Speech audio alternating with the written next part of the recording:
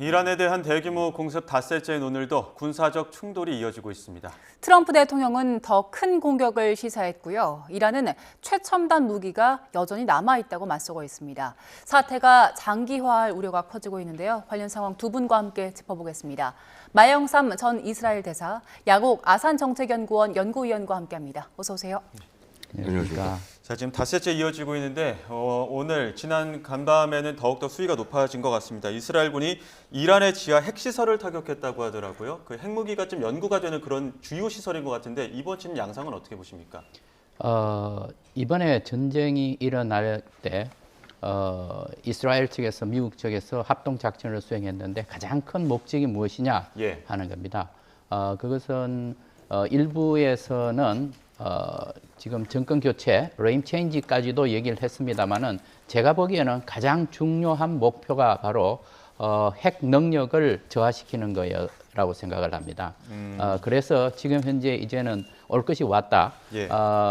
바로 이제 이스라엘 측에서는 핵 시설 공격을 시작을 했고 아마 미국도 여기에 대해서 동조할 것으로 그렇게 예상을 합니다. 네, 이란 쪽에서 핵시설을 공격 당했으면 가만히 있지는 않을 것 같은데요. 추가적으로 어떤 조치, 어떤 대응 이어갈까요? 뭐 사실은 지금 핵시설 문제가 아니라 자기 지도자가 지금 제거가 계속된 상황이고요. 여기에 대해서 전반적으로 지금 반격을 가하고 있긴 합니다만요. 지금 보고 있으면은 확실히 느끼시겠지만 이게 중앙에 집중된 그래서 어떻게 정렬된 그런 반격이 아닌 것으로 보입니다. 즉 남아있는 잔존 병력들이 자신들이 가지고 있는 자산들로 제한된 자산들로 이렇게 반격을 가하는 걸로 보이고요. 반격의 수준도 보고 있으면 이제 주로 일단은 가장 손쉽게 활용할 수 있는 자폭 드론들 그리고 탄도미사일 그리고 순항미사일도 일부 이렇게 이제 활용하는 것으로 알려져 있습니다. 한 지금까지 한 1000여 발 정도 1000여 발과 1000여 개겠죠, 그렇죠? 그러니까 드론까지 포함해서요. 그래서 그런 정도의 한 2000 미만 정도의 발사체를 발사를 한 걸로 보입니다. 주변국 포함을 해서 이스라엘 포함을 해서 그리고 사실은 지금 이제 문제는 이란이 생각한 것보다 그렇게 많은 양의 재고가 있어 보이진 않습니다. 그러니까 우리가 추정을 하기는 뭐 이란이 뭐 최대 한 3000발까지도 뭐 미사일 갖고 있고 그래서 지속적으로 많이 수행할 수 있지 않겠냐 싶었는데 자, 지금 보시면 많이 아시겠지만은 이미 2022년 그 우크라이나 전쟁 이후에 이란이 굉장히 많은 드론과 심지어 탄도미사일까지 러시아에 제공을 했단 말이죠. 그래서 아마 상당 부분 지금 이란도 재고가 충분치 않은 상황에서 이런 지금 전쟁을 맞이하고 있는 것이 아닌가 일부 추정할 수도 있겠습니다. 비슷한 이야기를 지금 트럼프 대통령도 하기는 했습니다. 그 해공군이 사실상 무력화됐다는 이야기도 했었고요. 승기를 잡았다고 자신하는 이야기도 있었는데요. 트럼프 대통령의 발언부터 듣고 오시죠. That is coming along. As you see very well, they have no Navy, it's been knocked out. They have no Air Force, it's been knocked out. They have no air detection, that's been knocked out. Their radar has been knocked out. And just about everything's been knocked out. 해공군 전력이 거의 무력화됐다. 일각에는 또 미사일 체계들도 대부분 좀 소진됐다 이런 이야기도 했었고 양욱 연구위원도 이 부분에 대해서는 동의하시는 부분이 있는 것 같은데 일각에서 이게 심리전의 일환일 것이다 이런 추측들도 있었는데 마전 대사께서는 어떻게 보십니까? 심리전의 일환일 수 있습니다. 그런데 현실적으로 볼 때 지금 현재 이란이 가지고 있는 미사일 드론 이 부분에 있어서는 미국과 이스라엘 측에서는 매우 감시가 심합니다. 예를 들어서 그 이란 쪽에서 미사일을 쏘았을 때 미사일 발사대가 어디에 위치해 있느냐 하는 것을 다 정확하게 파악을 하려고 하고 있습니다. 그리고 나서는 즉시에 그 장소를 폭격을 합니다. 이렇게 되면은 지금 이란이 가지고 있는 과연 미사일과 미사일 발사대 그리고 미사일 저장소 또 제작소 여기에 대해서 집중 공격을 하고 있기 때문에 이란 측에서도 지금 가지고 있는 이 무기가 소진이 되는 속도가 상당히 빨라질 겁니다.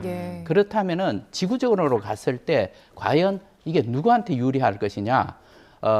미국 쪽, 이스라엘 쪽에서도 물론 무기 공급에 대한 문제가 있겠습니다만은 그럼에도 불구하고 미국 쪽에서는 생산할 수 있는 능력이 충분히 있습니다. 예. 그래서 시간이 가면 갈수록 소모전도 이란한테 불리해지지 않을까 그렇게들 보고 있습니다. 네, 근데 이란은 여기에 대해서 반박하는 걸 들어보면 일단 최첨단 무기 아직 손도 대지 않았다 이렇게 반박을 하고 있고 그 파괴력 큰 탄도미사일 같은 경우에는 좀 전략적으로 아끼고 있다는 분석들도 있긴 하더라고요. 이 분석에 대해서는 어떻게 판단하세요?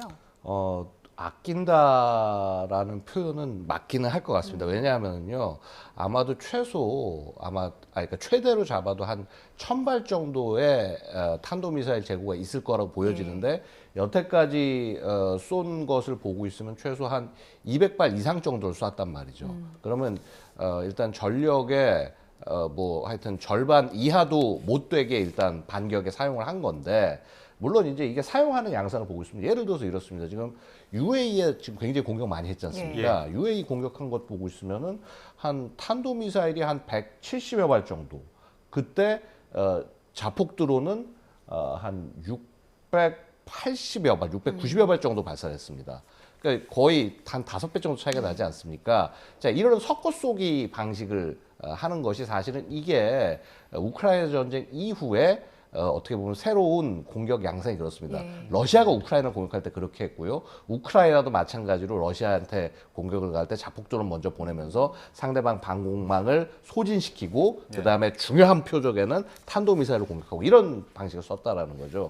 그래서 분명히 뭐 이란이 아끼고 뭔가 이거를 결정적 무기로 쓰려고 하는 건 맞는데 자, 문제는 과연 그렇게 보존하고 있는 미사일들이 결국 저장고나 이런 데 있는 이런 미사일들이 잘 보존이 돼서 전쟁 후까지 이걸 끝까지 쓸 수 있느냐. 아마 이것은 어떻게 보면 그 미사일 저장고들을 지금 찾아가지고 파괴하는 작전들을 미국과 이스라엘 연합군이 지금 수행을 하고 있는 것이거든요. 그러다 보면은 아마도 그렇게 이란이 생각하는 것만큼의 결과가 나오기는 쉽지 않을 수도 있다. 그리고 지금 일단 이 해군력 같은 경우 보고 있으면 원래 이란 자체가 해군력이 대단하지 않습니다만은요. 예를 들어서 이제 샤헤드 바겔이라고 그래서 항모를 만들었단 말이죠, 이란이. 이 항모를 만드는데 물론 거기 항모에 띄울 함재기는 없습니다. 함재기는 없다 보니까 이제 거기 무인기를 위주로 띄우는데 물론 이제 그 항모가 아마 얘기를 들으셨지 모르겠지만 국내 조선사에서 만든 컨테이너선을 개조를 해서 항모를 만들었다고 그래요. 근데 상선을 개조해서 만들었다는 거는요, 그거는 군사적 공격에는 거의 엄청나게 취약합니다. 원래 상선 자체가 전투를 위해서 만들어진 게 아니기 때문에 몇 발을 맞아도 곧바로 침몰할 수밖에 없거든요. 그래서 결국 그런 운명을 맞았고요. 뭐 9척이다, 뭐 11척이다, 뭐 이렇게 뭐 격침할 때 얘기하는데 이거는 이제 주된 수상함들 위주로 그렇게 얘기를 할 수가 있고 사실 좀 우려스러운 것은 잠수함 전력들. 왜냐하면 이란이 굉장히 잠수함들에 꽤 집착을 많이 해서 처음에는 이제 러시아 수입한 킬로급 잠수함 3척 정도가 다였는데 아시다시피 우리 천안함 폭침의 주역으로 알려진 연어급이라는 잠수함이 있어요. 이거를 이란이 10척 정도 면허 생산했단 말입니다. 굉장히 작은 크기의 잠수함이긴 하지만 우리 천안함 기습을 당해가지고 해서 우리 많은 장병들이 희생됐는데 그런 일이 일어날 수도 있는 거거든요. 결국 이 잠수함 전력들을 얼만큼 또 효율적으로 제거할 수 있느냐. 사실 이런 부분들이 아직 좀 남아있는 과제라고 볼 수 있고요. 더 큰 과제는 뭐냐면은 사실은 상선들을 공격하는데 뭐 잠수함까지도 필요 없고요. 그 고속정에 미사일, 어뢰 같은 걸 장착하고 공격을 한다거나 아니면 기뢰를 띄운다거나 이것만 갖고도 충분합니다. 그리고 그것을 주로 하는 것이 이제 혁명수비대에 소속된 해군. 사실 이게 정규군은 아니고 거기는 이제 약간 게릴라 성격이 강한데 여기들이 주로 테러 임무들 같은 것들은 여기들이 수행을 하거든요. 그래서 이제 여기를 얼만큼 효율적으로 무력화시킬 수 있냐 이런 것들이 남아있는 과제죠. 지금 설명해주신 부분은 이제 공격망 측에서 설명을 해주신 건데 방어 측면에서 봤을 때 전쟁 직후에 핵심 방어망이 거의 파괴가 됐기 때문에 지금 뭐 이스라엘이나 그 미국 전투기가 이란 영공을 막 넘나든다고 하더라고요. 지금 방어망은 어떻습니까? 사실은요, 뭐 이미 기억하시겠지만 2025년 작년 6월에 그 이스라엘이 앞장서고 그다음에 미국이 추가로 타격을 했던 그 기습 공습 때 이 상당 부분 이란의 방공망이 무력화됐습니다. 근데 그 이후에 어찌 보면 이제 한 6개월 정도도 6개월 한 7개월 정도 지난 기간인데 이 기간 동안 회복하기가 어려웠을 거예요. 왜냐하면 이 이 체계들 대부분이 러시아에 의존을 했던 거고 그래서 전쟁 중인 러시아가 지금 장비 추가를 줄 수 없는 상황이고요. 일부는 또 중국에 의존한 게 있지만 그것도 그 단기간 내에 수리와 이게 보완이 쉽지 않았을 거로 보입니다. 이 상태에서 지금 이 전쟁이 시작되고 그리고 개전 초부터 굉장히 시스테마틱하게 그러니까 체계적으로 방공망들을 다 제압해 나갔기 때문에요. 예. 사실은 그냥 이 이란 쪽의 영공은 뚫려 있는 상황이다. 그러다 보니까 일방적으로 지금 이스라엘과 미국이 공격을 가하고 있고요. 아마 이스라엘 같은 경우는 거의 200여 대의 항공기들 자신들이 갖고 있는 전투기 전력을 거의 다 투입해서 지금 이번 기회에 이란 군 자체를 거의 괴멸시키겠다라는 각오로 지금 모든 부대들을 지금 파괴해 나가고 있다라는 거죠. 사실은 이 트럼프의 굉장히 어떻게 보면 자신감 넘치는 발언이 미군의 능력에 대한 믿음이기도 하지만은 이스라엘이 그 여태까지 추진해오고 이렇게 수행해오고 그래서 성과를 낸 이런 부분에 대한 신뢰에도 상당 부분 바탕하고 있다고 볼 수 있겠습니다. 예. 예. 자, 지금 이 이란 또 이스라엘과 미국의 격전 가운데 가장 관심을 모은 것 중에 하나가 지상군 투입 여부입니다. 트럼프 대통령이 지상군 투입 가능성도 계속해서 거론하고 있는 상황인데요. 그 관련 내용 듣고 오시죠. We projected 4 to 5 weeks, but we have capability to go far longer than that. We'll do it, whatever. Right now, we're not postured for ground forces, but obviously the president has those options. He's never going to rule out anything. 저희가 여러 차례 여쭙는 내용이긴 합니다만 지금 5일차가 됐습니다. 지상군 투입 가능성은 여전히 높다고 봐야 될까요? 저는 높지 않다고 생각을 합니다. 예. 왜냐하면은 지금 현재 트럼프 대통령이 국내 정치적으로 상당히 어려운 상황에 처해져 있습니다. 그리고 지금 현재 이 전쟁을 왜 시작했느냐 하는 문제도 지금 제기가 되고 있습니다.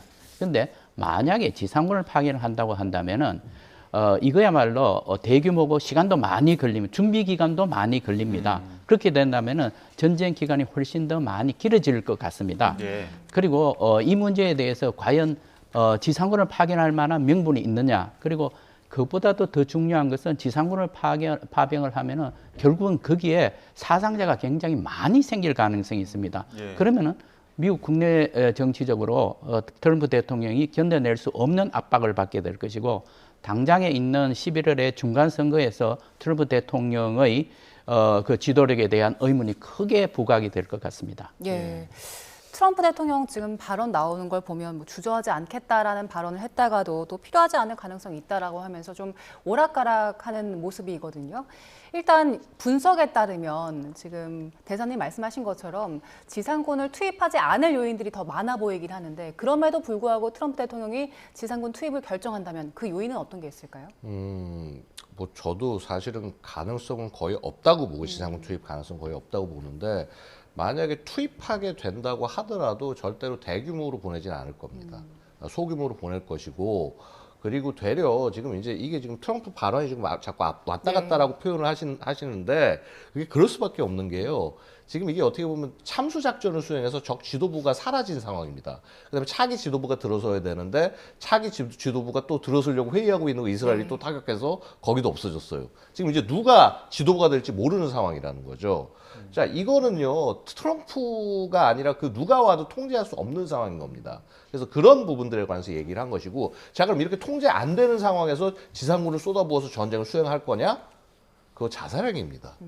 정치적인 자살행위이기도 해요.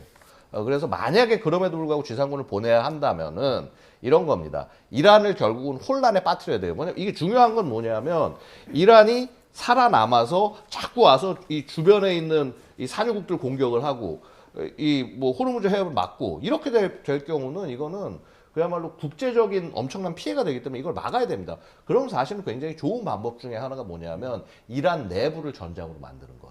즉 이란 내에 내전을 만들도록 하는 것이 굉장히 좋은 수단 중에 하나가 됩니다.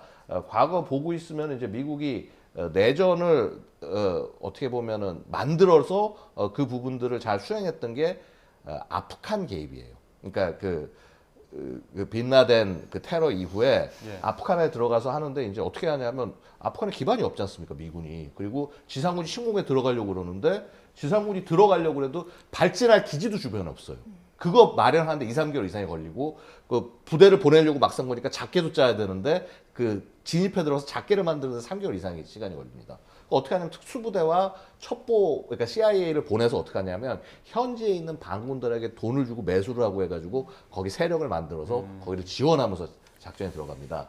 물론 이란 같은 경우는 그런 반군 세력조차 지금 없어요. 예. 그래서 이게 굉장히 어려운데 지금 사실 굉장히 좋은 시기이기 때문에 지금 저는 일부 지역에서 아마 그러한 반군들을 미국이 CIA 팀과 그 특수부대 팀 하에서 조직하고 있을 가능성이 충분히 있다고 보고요. 예. 그리고 그것을 지원하는 작전, 그래서 이 전쟁을 이란 내에서 계속 끌고 가는 그런 형태의 작전을 할 가능성이 저는 있다고 봅니다. 트럼프 대통령이 쿠르드 쪽을 지원한다고 하는데 그 부분이 혹시 양욱 의원 말씀하셨던 그 일환 아닐까요? 뭐 쿠르드도 되긴 하는데 사실은 이제 보시다시피요 이게 이란 자체가 굉장히 다양한 민족들이 엮여 있는 그런 상황입니다. 그래서 이게 뭐 결국 작전을 하기 위해서는 특정 지역에 기반을 하고 움직일 수밖에 없지만 그렇게 움직였을 경우에는 되려 전 국민적인 지지를 얻기 어려운 측면도 있기 때문에 그래서 어떤 특정 뭐 종족이라든가 세력을 강조하기보다는 아마도 범민주라는 그런 기치 하에 이렇게 반군을 형성할 가능성도 저는 충분히 있다고 봅니다. 예. 지금 미 국무부가 그 중동 지역에 있는 자국민들에게 대피하라 이렇게 대피령 내린 상황이거든요. 그렇다면 이 역시도 뭐 지금 양욱 위원님께서 말씀해주신 그 미국 내, 이란 내 뭐 내전이라든지 아니면 확전 같은 사항들을 좀 우려한 걸까요? 어떻게 보십니까? 네, 지금 현재 확전 양상이 이란 주변에 있는 아랍 국가들에 대해서 무차별 공격을 예. 지금 하고 있습니다. 그렇게 되니까 지금 주변에 있는 국가들뿐만 아니라 그 넘어서 지금 지중해에 있는 사이프러스까지 예. 지금 현재 문제가 생기고 있는 겁니다. 그렇기 때문에 미국은 이런 경우에 자국민 보호를 위한 조치를 상당히 빠른 시간 내에 조치를 내리고 있습니다. 그래서 지금 여러 국가들 심지어는 해외에 있는 미국인들이 혹시 이란의 그 테러 공격에도 노출이 될 가능성에 대해서 계속 경고를 올리고 있는 것입니다. 예. 예. 자, 지금 명분상으로는 트럼프 대통령이 이란의 핵 개발을 저지하겠다였는데 역설적으로 지금 마크롱 프랑스 대통령이 우리는 핵무기 보유량 늘리겠다 주변국 통해서 하고 있거든요. 이건 좀 상황은 어떻게 보십니까? 이제 그거는 좀 맥락은 좀 다르다고 볼 수 있겠죠. 왜냐하면 이게 결국 프랑스가 어떻게 보면은 이 나토 지역 내에서 해구산을 독자적으로 제공할 수 있는 국가 중에 가장 어떻게 보면 유력한 국가가 프랑스라고 볼 수 있겠습니다. 왜냐하면 뭐 영국 같은 경우는 어떻게 보면 이미 EU도 탈퇴해 있는 상황이고 미국하고 심정적으로 더 가까운 측면도 있고 굉장히 그래서 미국과의 태도에서 조심스러운 모습을 보이고요. 반면에 이제 프랑스 같은 경우는 야 뭐 미국이 만약에 없더라도 우리가 끌고 갈 수 있다라는 이제 그런 모습들까지 보여주고 있기 때문에 그러려면 결국은 나토가 미국에 상당 부분 의존하는 이유 중에 중요한 이유 중에 하나는 해구산입니다. 그래서 이제 소위 근데 지금 이제 보시면은 트럼프 정부는 확장 억제 제공에 대해서 굉장히 회의적인 그런 모습이고요. 동맹 너희가 뭐 재래식은 알아서 지켜라. 뭐 핵전쟁 우리가 도와줄 수도 있다.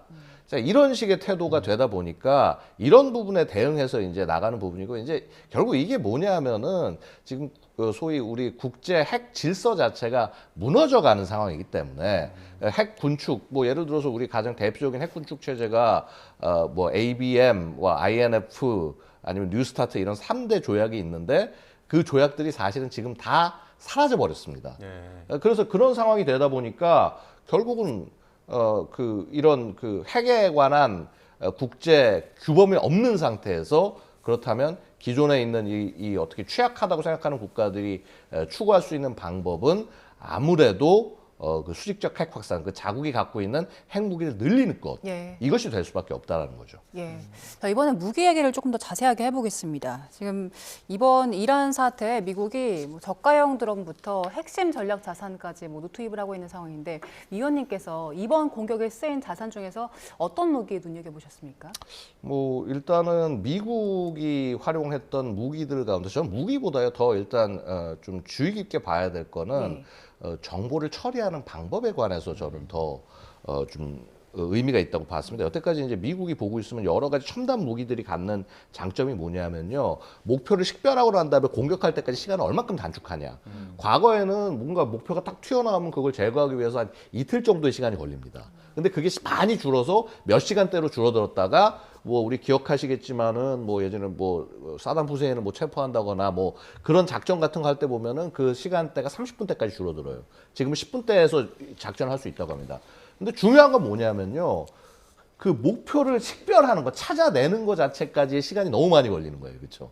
그러니까 정보 수집을 하기 위해서 뭐 수년 동안 정보를 수집한 것에 바탕을 해서 뭐 갑자기 뭐 하나 정보가 들어오더라도 그게 업데이트가 돼서 빨리 표적을 제거하는 작전까지 결심하는 게 시간이 많이 걸리는데 그것을 현대 기술이 단축시켜줍니다. 뭐냐면 바로 AI의 등장이에요. 그래서 이스라엘이 가장 이제 대표적으로 그런 AI들을 활용해서 지난번에 하마스 전쟁을 할 때 보면은 이 하마스 조직원들의 어떤 그 근거지 같은 것들을 AI로 찾아냅니다. 예. 근데 이런 것들을 그러니까 원래 사람이 한 막 수십 명이 달라붙어가지고 수개월 해야 될 일을 예. 수시간 내에 처리가 되는 거죠. 자, 그런 것들이 바로 이번에 적용이 됐기 때문에 어찌 보면 이 참수 작전 지도부가 모여서 하는 거 이거 시간이 뭐 1분 1초라도 늦으면은 그 기회의 창은 없어지는 거거든요. 근데 기회의 창을 놓치지 않고 수행할 수 있었던 거는 결국 이런 AI의 도움이다. 플러스 이제 말씀드리자면 미국이 그간 그냥 굉장히 비싼 순항 미사일 이런 첨단 무기만을 써왔는데 이번에 드디어 자폭 드론, 저가 자폭 드론, 루카스라고 해서 이게 로우 코스트 언맨드 컴뱃 어택 시스템의 약자인데요. 그야말로 저가 드론, 저가 공격 무기라는 뜻입니다. 뭐냐면 이란이 지금 운용을 하던 그래서 이란이 러시아에 수출까지 했던 샤헤드 136, 131이라고 하는 이런 자폭 드론을 이 개념을 미국이 그대로 카피한 거예요. 물론 사실은 이 샤헤드 드론이 원래 이스라엘제입니다. 예. 이스라엘제 카피를 한 건데 어쨌거나 이렇게 저가형 드론을 쓰면서 러시아가 막 전쟁을 수행하고 이란이 이스라엘 공격할 때 막 효율적으로 하고 이런 걸 봤으니까 야, 그 우리도 돈을 쓸데없이 낭비할 필요 없이 이렇게 가성비 있는 공격을 하자. 즉 저가 무기를 대량으로 보내서 적의 방공망을 소진시키고 그리고 우리가 정확한 목표는 첨단 무기 보내서 수조짜리 뭐 예를 들어서 B2 폭격기라든가 이런 거는 막판에 그야말로 마지막에 결정적 한 방을 때릴 때만 사용한다. 자, 이런 식의 효율적 운영을 해 나가면서 이제 미국조차도 가성비 전쟁을 추구하는 그런 모습이 지금 드러나고 있는 것이죠. 예. 이란이 지금 주변국도 공습을 하고 있다 보니까 특히나 아랍에미리트에 배치된 우리나라 무기, 방공무기 천궁2도 또 주목을 받더라고요. 요격률이 상당히 좋다고 하던데요. 근데 이거 지금 사실 제가 함부로 말씀드리기 좀 그런 것이요. 지금 기존에 정식으로 이런 어떤 교전 데이터가 나온 것도 아니고요. 지금 아시다시피 우리 천궁이 10개 포대가 지금 수출이 된 건데 실제로는 2개 포대만 갔습니다. 그것도 아직 나머지는 생산 중이어서 우리 군이 쓰던 것들을 일부 뭐 이렇게 좀 미리 보내주는 이런 방식으로 해서 해줬는데 자 어쨌거나 그런 것이기 때문에 실제 가동이 가능한 상태였고 실제 요격을 했을 거라고 보고요. 그래서 제가 이제 데이터를 살짝 보니까 이제 그 UAE 데이터를 보니까 얘기를 하는 게 여태까지 174발의 탄도미사일, 그다음에 순항미사일 8발이 날아오고 그다음에 그 자폭 드론은 689발이 날아왔더라. 근데 이 중에서 미사일은 161발을 요격을 하고 드론은 645대를 요격했다고 합니다. 그러면은 이 미사일 요격률이 92%, 그다음에 드론 요격률이 93% 정도 되거든요. 아마 천궁이 이 미사일과 드론 요격 양쪽에 다 쓰였을 가능성이 있고요. 자, 어쨌거나 이 90%가 넘는 높은 요격률에 기여를 했을 거다. 물론 천궁 이외에 뭐 페이트리엇 이런 것도 있으니까요. 그래서 그래도 우리가 제대로 하긴 했을 것이다. 뭐 이런 기대는 해볼 수 있지 않을까 싶습니다만은 제가 구체적 데이터가 없어서 확신은 못 드리겠습니다. 알겠습니다. 네, 이번에는 호르무즈 해협 이야기를 좀 해볼 텐데 혁명 수비대에서 호르무즈 지나가는 그 선박들 이제 실질적으로 공격에 나섰습니다. 그러면서 트럼프 대통령은 거기 지나가는 유조선들 미 해군이 어느 정도 군사적인 보호를 해주겠다 이런 발언을 했는데 해군이 나선다면 이게 결국에 또 군사적 충돌로 확산될 가능성도 있을까요? 네, 물론 있습니다. 그런데 조금 전에 트럼프 대통령도 말을 했듯이 과연 이란이 가지고 있는 해군력이 어느 정도냐 하는 문제입니다. 상당 부분 지금 파괴했다는 것이죠. 예. 이번 작전에서 보면은 전쟁 초기에 이스라엘군과 미국 공군에서는 해군에 대한 이란 해군에 대한 공격도 처음부터 시작을 했습니다. 예. 그래서 상당 부분 파괴되었을 거라고 생각을 합니다. 그럼에도 불구하고 다른 이제 요격 수단들이 있습니다. 이란이 갖고 있는 것. 예. 예를 들면 어뢰를 설치한다든가 이렇게 공격을 하면은 미국으로서도 상당히 어렵죠. 또 한 가지는 뭐냐 하면은 항공모함이나 아니면은 주변에 있는 구축함들이 보호해서 나간다 할지라도 이란 측에서 드론이나 미사일을 공격을 할 수가 있습니다. 그러니까 해군력에만 의존하는 것이 아니라 이런 여러 가지 장비를 통해서 할 수 있기 때문에 여전히 위험한 상황에 놓이게 될 것입니다. 예. 그럼에도 불구하고 제가 보기에는 일단 이 전력 차이에서 엄청난 차이가 있기 때문에 그 호르무즈 해협을 미국이 이걸 차단을 하면서 보호해야 됐다고 하면은 저는 상당한 영향을 미칠 수 있을 거로 봅니다. 트럼프 대통령이 직접 나서서 우리가 보호해 줄게 혹은 이거 전쟁 빨리 끝나고 나면 유가 다시 제자리로 돌아올 거야 내려갈 거야 이런 이야기를 하는 이유는 결국에는 중간 선거를 앞두고 유가가 치솟는 거에 대한 트럼프 대통령의 그 압박도 있지 않겠습니까? 충분히 있습니다. 어떤 그런데 부분이 있을까요? 우선 당장 11월 중간 선거까지는 시간이 좀 남아 있습니다. 예. 그런데 지금 당장 전 세계에 지금 현재 경제가 매우 어려워지고 있습니다. 이것도 트럼프 대통령한테는 큰 부담이 되고 있는 것입니다. 예. 그래서 현 상황을 관리해 나간다는 측면에서도 우리가 이것을 들여다볼 필요가 있습니다. 예, 알겠습니다. 자, 앞으로의 확전을 막기 위해서는 이란의 새 지도부가 선출돼서 미국과 협상을 시작해야 할 텐데 이 부분을 낙관하기 어렵다는 전망도 함께 나오고 있습니다. 트럼프 대통령도 자신하지 못하고 있는 모습을 보였는데요. 그 목소리 함께 듣고 오시죠. Most of the people we had in mind are dead. So, we had some in mind from that group that is dead. And now we have another group. They may be dead also, based on reports. So I guess you have a third wave coming in. 네, 일단 트럼프 대통령 미국이 염두에 두고 있던 대부분의 사람이 죽었다라고 얘기를 했고요. 만약에 차기 지도부가 선출이 돼서 미국과 대화를 하려면 어느 정도 대화가 되는 상대가 나와야 할 텐데 미국이 원하는 그 차기 지도부는 누가 있을 거라고 보십니까? 굉장히 복잡하고 어렵습니다. 미국의 대통령이 지금 현재 저 정도의 발언을 하는 것을 보면은 예. 상당히 미국도 딜레마에 빠져 있다는 얘기가 되겠습니다. 지금 현재 거론되고 있는 몇 사람들의 면면을 보면은 강경파도 있고 온건파도 있습니다. 예를 들어서 지금 현재 하메네이 차남 모스다파 하메네이 같은 경우에는 강경 세력으로 분류되고 있습니다. 유력하게 검토되고 있다고 하더라고요. 예, 그런 지금 보도가 나오고 있습니다. 예. 왜 그러냐 하면은 이 사람은 지금 혁명 수비대의 절대적인 지지를 받고 있습니다. 그래서 만약에 이 사람이 된다면은 미국하고의 관계 앞으로 설정해 나가는 문제가 상당히 어려워지지 않을까라는 그런 이제 얘기들이 나오고 있는데 다만 이 사람으로서는 한 가지 결점이 이렇게 되면 세습입니다. 예. 이 부분에 대해서 과연 이란 국민들이 받아들여 줄 수 있을까라는 게 있고 그 다음에 또 한 사람이 거론되는 게 하산 호메인이라고 옛날에 호메인이 최고 지도자의 손자입니다. 근데 이 사람은 개혁파, 온건파로 분류되고 있습니다만은 지금 현재 혁명수비하고 상당한 교감이 이루어지고 있다고 그렇게 하고 있습니다. 그 다음에 우리가 거론되고 있는 것이 라리자니라고 지금 최고 안보회의 사무총장입니다. 이 사람도 개혁파로 분류가 되고 있습니다. 미국하고 딜이 가능하다고들 사람들이 보고 있지요. 왜냐하면은 2015년에 유럽, 미국 그리고 이란 간의 핵 협정이 이제 맺어집니다. JCPOA. 그러면 맺어지고 난 다음에는 각 나라에서 그것을 비준을 해야 되는데 비준에서 이 사람이 앞장서서 비준을 추진한 사람입니다. 그래서 네. 미국하고의 관계가 괜찮지 않을까 이렇게 이제 보고들 있는데 아직까지는 조금 이제 더 지켜봐야 되는데 예. 결국은 이 문제는 제가 보기에는 이슬람 혁명 수비대가 누구를 지지할 것이냐 하는 것이 관건이 될 것 예. 같습니다. 트럼프 대통령의 그 목표라고 하는 것이 결국에는 이란 내의 어떤 체제 전복도 그 목표를 두고 있을 텐데 이 체제를 뒷받침하고 있는 게 말씀하신 것처럼 이란 혁명 수비대의 어떤 막강한 전투력이어서 여기에 대해서는 좀 어떻게 좀 가능성을 보십니까? 그래서 이제 막강한 전투력이라기보다는 사실 그렇죠. 이게 혁명 수비대가요. 보면은 나치 친위대하고 비슷한 존재라고 보시면 될 겁니다. 약간 구체적인 성격이 좀 다를 수 있겠습니다만은 예.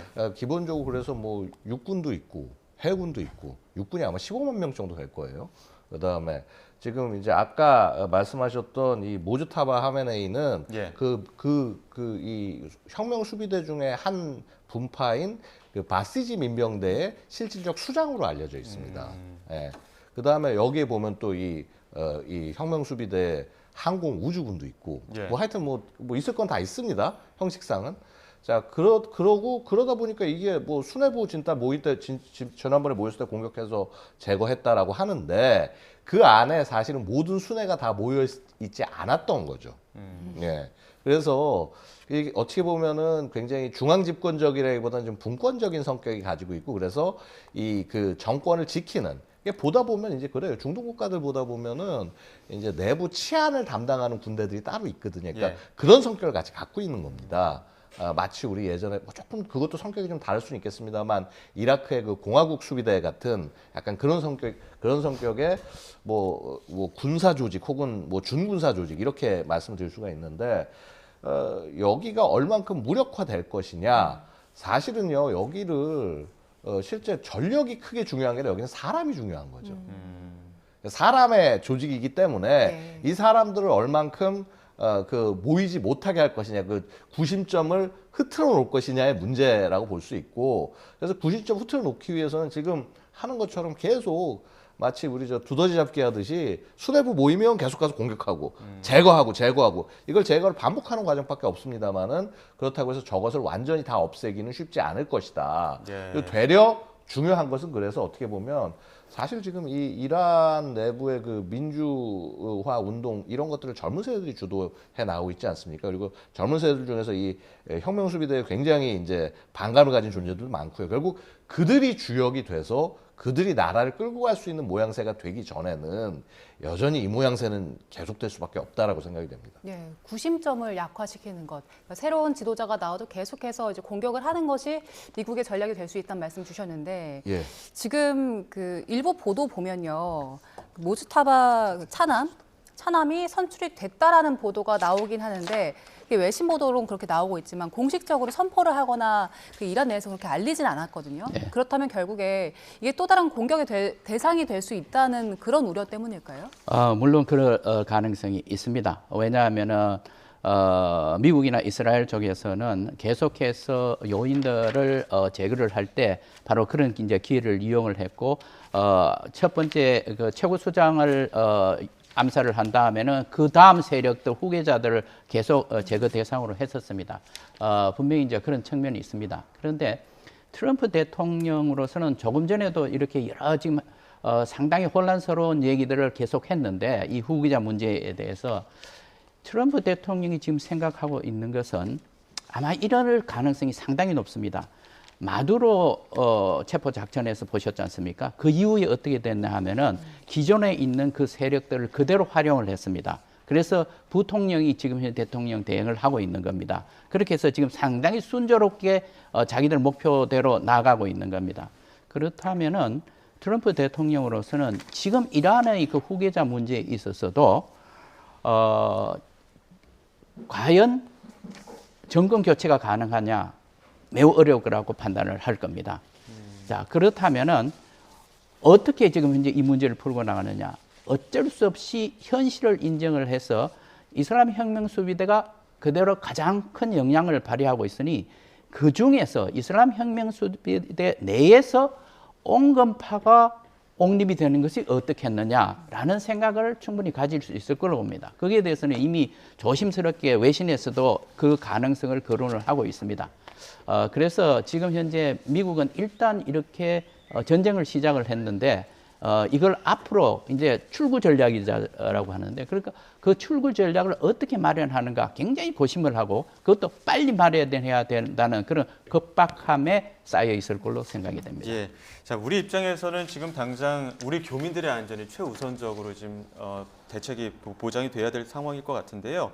그럼 이란과 이스라엘 등의 또 우리 교민들 일부가 육로를 이용해서 인접국으로 대피했다고 하는데 주 이스라엘 대사관이 이제 주로 이동을 도왔다고 하더라고요. 이스라엘 대사로 계셨으니까 육로로 이동한다는 게 그렇게 쉽지 않은 일이죠. 네. 그런데 이란하고 이스라엘하고 비교해 볼 때 그나마 이스라엘 쪽에서는 가능할 걸로 봅니다. 왜냐하면은 지금 우리 교민들이 주로 살고 계시는 곳이 텔아비브하고 예루살렘입니다. 예. 거기서 이제 각각 우리 대사관에서 나가서 모든 사람들을 모집을 해서 예. 그리고서 남쪽에 있는 이집트 국경으로 이제 이동을 했습니다. 그 이동을 하면 거기가 에일랏이라고 그러고 이집트 쪽에서는 타바라고 합니다. 붙어 있습니다. 그 예. 타바 지역에 가서 우리 대사관에서 영사들이 나와서 영사 조력을 해서 출국 수속을 도와줍니다. 그래서 이집트 쪽으로 넘어가죠. 그러면은 이집트 쪽에서는 이미 우리 대사관에서 영사가 나와서 또 입국 수속을 도와줍니다. 그렇게 한 다음에 버스로서 이동을 하는데 바로 시나이 반도를 통해서 이제 카이로까지 가는 것이죠. 그래서 일단 거의 성공을 했습니다. 예. 그리고 지금 현재 이제 어제 이란에 있는 우리 교민 23명이 버스로 테헤란에서 투르크메니스탄으로 이제 이동을 했어요. 북쪽이거든요. 그나마 테헤란이 북쪽에 위치하고 있기 때문에 그나마 거리가 짧다고 봅니다. 그럼에도 불구하고 워낙에 큰 나라니까 굉장히 시간이 많이 걸립니다. 한 16시간 정도 걸리죠.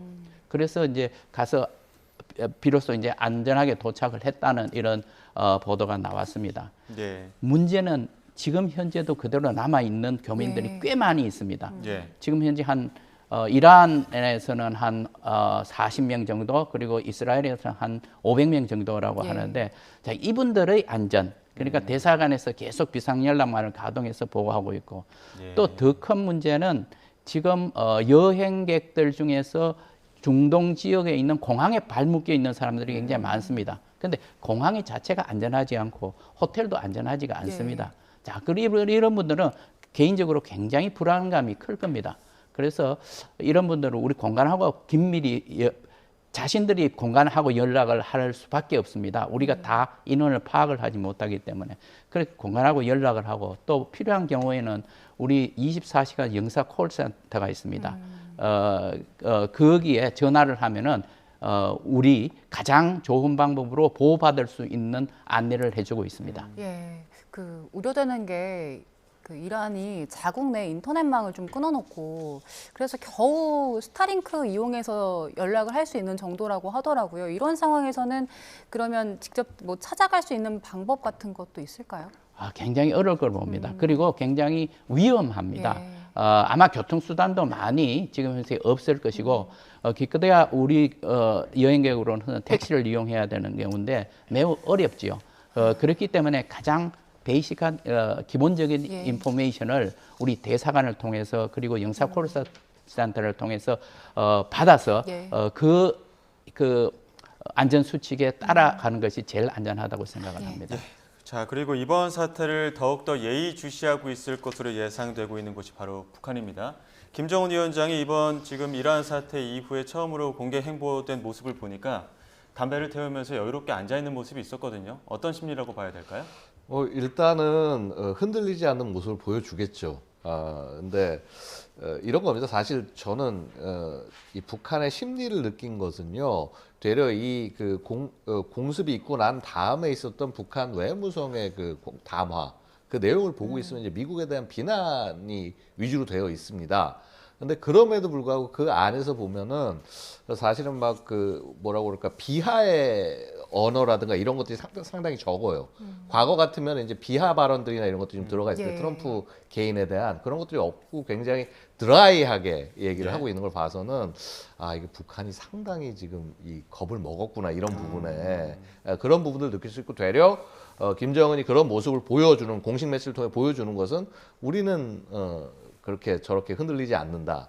라는 모습을 보여주기 위한 것으로 생각이 됩니다. 근데 다만요, 지금 이제 이런 것들이 기본적으로 지금 북한의 핵 개발과 연계가 되어 있는데요. 자, 얼마 전에 보시면 이제 9차 당대회 하지 않았습니까? 9차 당대 군사 분야에 보고 있으면은 핵 능력을 뭐 거의 그건 기본으로 깔고 이제는 핵 보유국으로서 이제 이걸 좀 더 완성시켜 나가고 되려 그걸 기반으로 해서 군사와 경제를 연결시키고 발전해 나가겠다라는 전략을 내세우고 있어요. 사실 이런 과정에서 북한이 결국은 뭐 김정은 체제 들어와서 북한 김정은이 이제 국방위원장이 아니라 국무위원장으로 예. 자기가 자리매김하고 심지어 이제 총비서가 되고 하면서 마치 북한판 정상국가로의 회귀 모습을 보여주는 당 중심의 국가에서 회귀를 보여주는 모습을 보였지만 실제로는 결국은 자기 아버지가 하던 선군 정치군, 밀리터리 퍼스트, 군대가 앞장서게 되는 그 모습과 별로 다를 게 없는 모습이 되는 거죠. 그래서 결국 이 과정에서 북한이 취할 수 있는 건 뭐냐면요. 핵 능력을 고도화시키는 어느 정도로 고도화시키냐.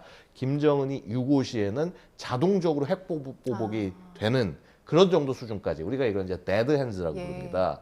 이게 이제 과거 냉전 시대에 보면 소련이 이제 그런 것들을 구사한 적이 있는데 그런 식의 그 능력을 높여 나가기 위한 것들을 해 나갈 가능성도 있다. 그리고 북한 입장에서는 되려 어떻게 보면 미국과의 긴장과 갈등이 고조되면 어떻게 되는지 지금 학습을 했지 않습니까? 계속. 그러면 이 상태에서 해야 되는 거는 뭐 별로 그닥 실익이 있든 없든 간에 미국이 대화를 요구한다. 예. 만약에 그러면은 어느 정도 응하는 외양을 만들고 우리가 서로 우리는 너랑 나랑은 적대가 아니야. 나는 너희랑 이렇게 정통으로 부딪히진 않아. 라는 모습을 보여주면서 한 면은 보여주면서 예. 다른 한면으로는 핵 보복 능력을 되게 강화하는 그런 양면 전술로 갈 가능성이 있다고 봅니다. 예. 예, 알겠습니다. 여기까지 듣도록 하겠습니다. 지금까지 마영삼 전 이스라엘 대사, 양욱 아산정책연구원 연구위원 두 분과 함께했습니다. 고맙습니다. 고맙습니다. 감사합니다.